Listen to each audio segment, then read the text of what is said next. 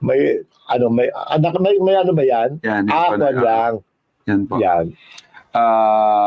Subukan mo lang na i-match doon at Bernard Docath. Ready ang solid supporters ni Bel Mariano na i-bash mula ulo hanggang paa. Huwag mo i-tolerate yung kalandian ng peste mong kaibigan. Sabi niya. Sabi ni Robin ay, can I consider this as a threat? Can I take legal actions against this? I don't tolerate this behavior. Alam mo, baby, mahal na mahal ko si Robbie. Matalino yan, gusto mo yan. Pero alam mo, hindi mo dapat patulan ng mga fans on that level, on that matter.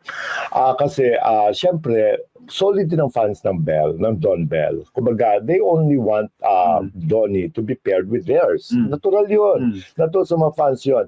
Pero napaka-strong kasi din ng word na ginamit ng netizen. Pasabi na, yung kalandian, uy, in fairness mo kay Catherine, this is a wonderful kid.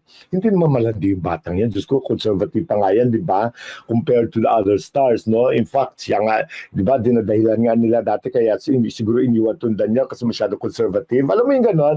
Hindi naman, at saka hindi naman tinotolerate ni Robbie, yes, kung yung sasabi yung kalandian, hindi naman malandi una si Catherine. Napakabuting bata.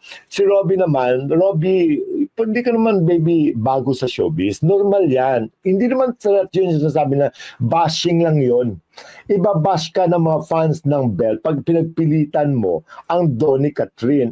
Normal yun sa kanila. Para sa'yo, wala ka namang ginagawa masama. Manahimik ka na lang. Kumbaga, don't put the cudgels in your hands. Kasi una-una, hindi naman ikaw. Hayaan mo si Catherine ang may karapatan magdemanda dyan. Kasi, kung halimbawa, binastos na si Catherine has the right. Has every right. Kasi, wala naman siya kasalanan, nagtatrabaho lang siya Pero baby Robbie, hayaan mo sila. Yung threat ng bashing lang yan.